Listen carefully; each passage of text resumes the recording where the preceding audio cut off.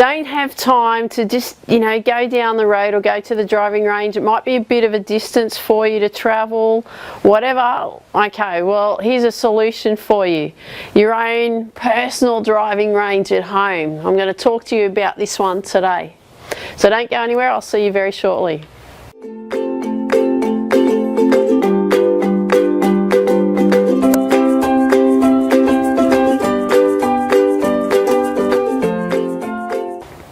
Hey there, Tiffany the lady golf teacher. Welcome to today's tip. How about this?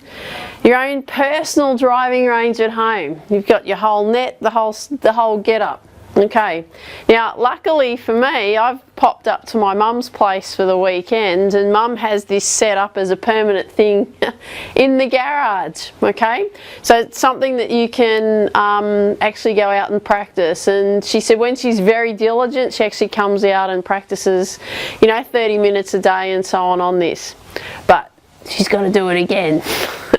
Okay, all right, so what you see here is you see a great net set up here, and you can get that at, you know, probably from your local pro or golf store and so on. Now, the thing that she's also got here, because obviously you need a mat to hit with. Now this mat's great.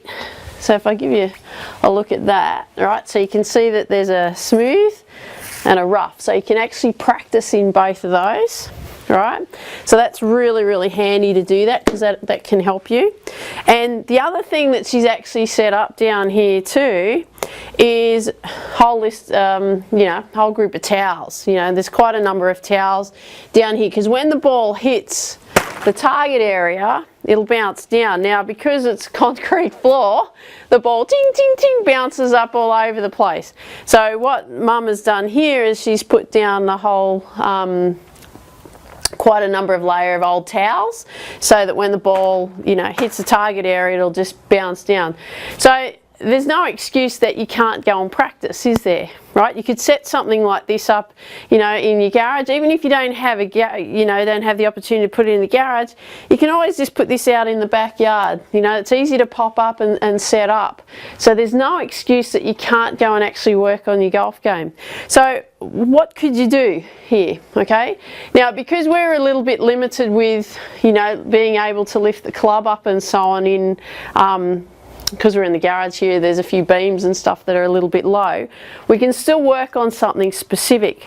So what we're going to do here is we're actually going to, we can get out our sand wedge, and we can work on creating really good contact through the ball, right?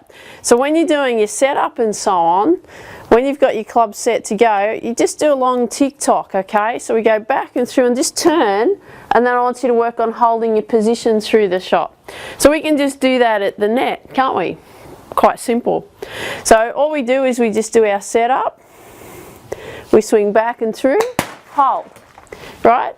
So what it then does is it hits our target area. Obviously, you know, if you're missing the bullseye as such, then you just recreate the, reposition the mat so that we've got the mat in line to where we want it to go. Okay? So that's a really good thing that you can work on with a sand wedge. All your wedges, you should be working on that type of shot. Now, there's nothing saying that you can't do that with your full swing as well. So if you actually come and have lessons with me, I'm a big fan of the 8-iron. So usually when you, especially when you first start, you actually come and I actually get you to get your 8-iron out. I love the 8-iron simply because it's, you know, a shorter club.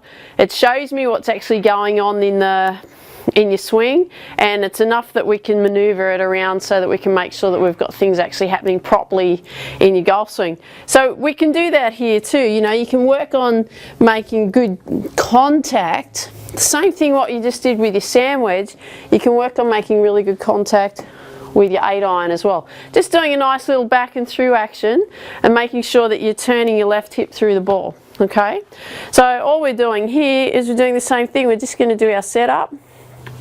We get set, we go back and through, and then we hold our position. Okay, and then what we can hear is we can hear that we're hitting the target area, and we're making sure we're maintaining our position through the shot. Now, this is something really, really simple that you could do at home, isn't it? So simple. You get a nice simple net like that. The ball's not going to fling off all over the place unless you've got a concrete floor. So remember, you lay some towels down. You've got a target area set up, and you can really work on making really good contact with the ball, because the most important thing when you're actually playing golf, it's not what you're doing up here, it's actually what you're doing down through there. So if you're making really good solid contact with the ball and you're practicing this type of stuff into a net, you're going to be really amazed when you actually go out on the golf course and you start playing.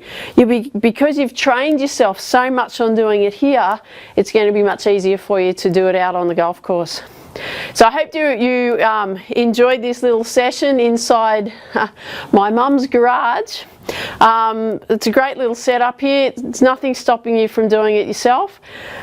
Remember, it's a do-it-yourself driving range. Okay, easy to do, easy to pop up, easy to set up.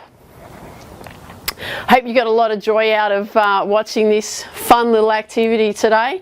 Love it if you could leave a comment down below and tell me what you like best about what you saw. That'd be absolutely awesome. And remember this, tee it high, let it fly. Hope to see you soon. Take care. Bye-bye.